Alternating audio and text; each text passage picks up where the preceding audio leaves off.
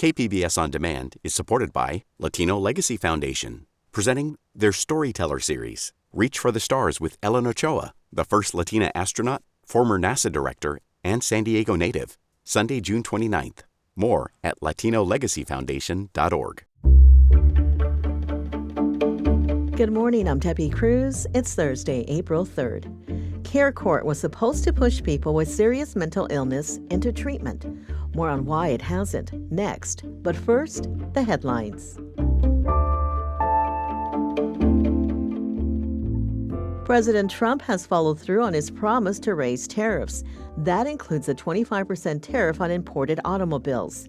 The administration says the goal is to bring manufacturing jobs back to the U.S., but USD economics professor Alan Jin has doubts. I appreciate the idea of trying to protect U.S. jobs and things like that, but to do this, it's going to take years. These supply chains have been built up over a long period of time. Actually, you could view the offshoring of manufacturing in the U.S. is going all the way back to the 80s. Jen says a tariff is a tax, and most companies that import goods into the U.S. will pass some or all of that tax onto American consumers. The San Diego COO fired by Mayor Todd Gloria is suing the city for breach of contract and discrimination. Gloria announced in February he was cutting 31 city positions, all of them vacant except for COO Eric Dargan.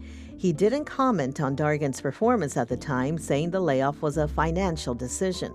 But now the mayor's office is saying otherwise. According to the Union Tribune, Gloria's office now says Dargan was terminated for cause. Dargan's suit accuses the mayor of discriminating against him because he is black. It also says the city did not pay the 3-month severance he was promised in 2022 when he was recruited from his previous job in Houston. San Diego's MLS team says it has another homegrown player. SDFC announced yesterday it was signing Escondido native Milan Ilaski on loan. The 25-year-old striker made his mark playing for Orange County SC in the EUSL Championship.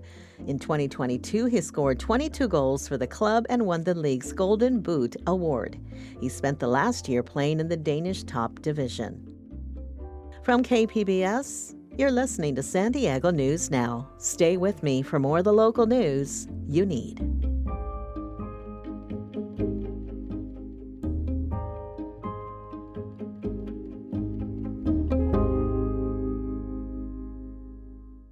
KPBS On Demand is supported by Fleet Science Center's newest exhibit, Survival of the Slowest. See firsthand how nature's smallest, slowest, and weakest creatures can not only survive, but thrive in the wild. Open May 24th through September 1st. Learn more at fleetscience.org.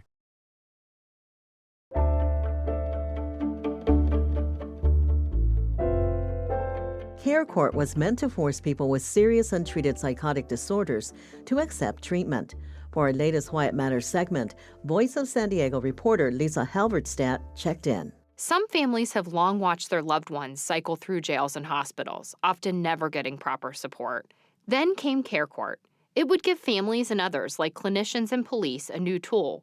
They could petition courts to link people with serious, untreated psychotic disorders with treatment and to obligate counties to deliver that treatment. The goal was to avoid stricter conservatorships, but still have court oversight. So how is Care Court working? San Diego County and other counties created a voluntary program. This means outreach workers can keep asking people, hoping they'll sign on, but they can refuse. So far, no one has been forced into the San Diego County program. As of a few weeks ago, the county said it had 105 voluntary treatment plans and that the program has helped people with significant challenges. So what should we make of this? The Care Court rhetoric has not panned out in San Diego. Newsom and Gloria said Care Court wouldn't just be offering services. It would push people into treatment, and that's not how it's turned out. Some advocates and families are disappointed. They argue people who refuse to participate are left behind. Now Gloria is co-sponsoring a law that could create more conservatorships for struggling care participants. I'm Lisa Halverstadt for Voice of San Diego, and that's why it matters. There's a new place to enjoy the San Diego shore in the South Bay. Reporter Melissa May tells us about the grand opening of the Port of San Diego's newest and largest park. Sweetwater Park in Chula Vista is now open, 39 acres providing more public access to the shoreline. Danielle Moore with the Port of San Diego describes some of the park's unique features. Meadows, specialty gardens with native plants, mounded grasslands, picnic space, sand dunes, natural walkways, overlooks for bayfront viewing, kumeyaay signage to acknowledge and remind us of the ancestral stewardship of the land, public art, and so much more. Including a playground and 2.5 total miles of pedestrian walkways and bike paths. The park is part of the Chula Vista Bayfront Master Plan. The Gaylord Pacific Resort and Convention Center is the next part of the project to be completed and is set to open next month. Melissa May, KPBS News. A new exhibit at the Mingay International Museum in Balboa Park explores the image of the Virgin of Guadalupe in fashion. Arts reporter Julia Dixon-Evans takes us inside. Clothing, jewelry, and accessories can be expressions of individual style and communal trends. They're part of our daily lives, typically functional, yet often meaningful. At the Mingay, more than 70 garments and adornments also share a unifying element, the icon of the Virgin of Guadalupe. Curator Ariana Torres grew up surrounded by the image. She says the exhibit not only explores the Virgin's significance, but also how she's represented in textiles. It's all about exploring the Virgin as a popular icon that has really grown past just being a religious symbol alone, and really exploring her through the medium of textiles, garments, and accessories. The Virgin of Guadalupe is often depicted wearing a starry cape, head tilted down, and framed by a vibrant sunburst. Artist and So Loca founder Claudia Rodriguez Bizanski incorporates the icon into her upcycled fashion designs. It is a symbol of hope, resilience. It reminds me of my grandma a lot. The modern version is like a lot of fun because you're seeing it a lot in like Chicano culture. You're seeing it more in like lowriders, nail art, a lot of like tattoos. The exhibit's on view at the Mingay Saturday through September 7th. Julia Dixon-Evans, KPBS News.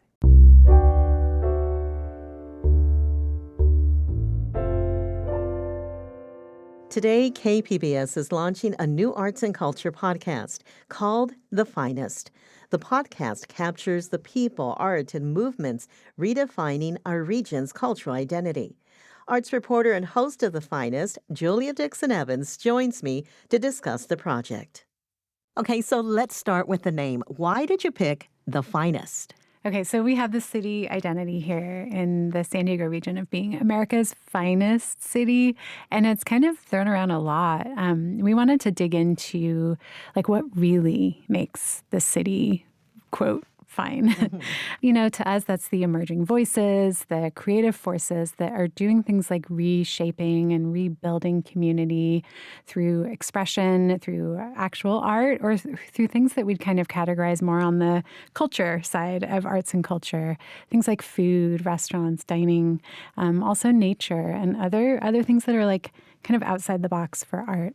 Right. So what inspired this podcast? We've been talking about doing something like this for years as a kind of way to go beyond this, like the cycle of the kind of art stories that we tell here at KPBS that are like very hinging on upcoming events or like what's happening right now.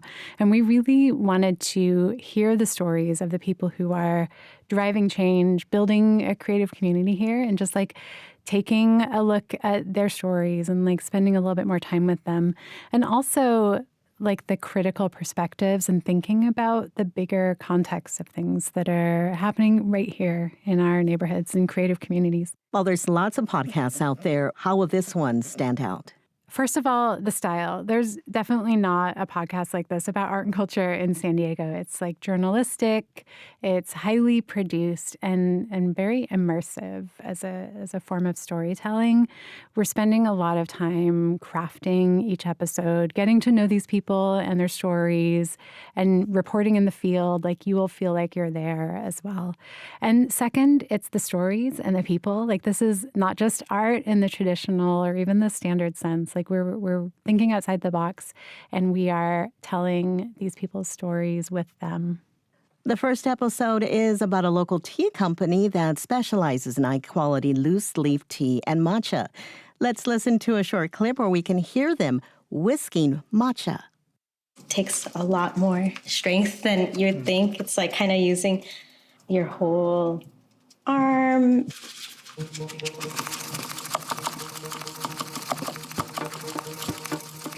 Amy and Lonnie's tea comes from farmers in Japan they know personally. It's milled fresh in San Diego, and it has all kinds of nutty and floral notes. To me, this one doesn't taste like grass. No sugar and milk needed. It's really nice. Julia, tell us what is happening in that moment. Okay, so we had just walked into Paru's shop. They had just started making us bowls of matcha before we could even get started with any questions they wanted to serve as tea. And they taught us how to make proper matcha, like with a whisk, and they served it for us. This is Amy and Lonnie, who own Paru. They are big on this Japanese concept of ichigo ichie. It means one chance, one meeting. And it speaks to kind of like the immediacy, the importance of hospitality and the moment, like respecting the moment in tea culture. So what drew you to the story of Paru? Well, they recently went viral on TikTok, decided to make some changes to their business to get back to their roots. The idea that they had this viral success and then had to deal with a consequence to it is really interesting to me. Like, how does a business cope with that kind of thing? So yeah, to hear that they ended up changing the very thing that brought them viral success was really fascinating, but also the love story that's behind it, just the fact that their relationship, their marriage, and also their business was built on this series of chances and happenstances. It's just kind of magical. Love it. Can you give us a teaser of some of the other stories you'll be telling this first season? Yeah, so we have a couple of episodes about the local music economy. We talked to some musicians, Shua from Southeast San Diego, and another local musician, Juliana Zachariou, to talk about like how the music industry is just increasingly difficult to survive in. This is something that has shaped my experience as an arts consumer as well as a journalist. Like, how do creative people survive here? How do you make a living through art? I've been speaking with Julia Dixon-Evans, arts reporter and host of our new culture podcast, The Finest. You can find it and subscribe wherever you get your podcasts. New episodes drop Thursdays, starting today. That's it for the podcast today. As always, you can find more San Diego news online at kpbs.org. I'm Tepi Cruz. Thanks for listening and have a great Thursday.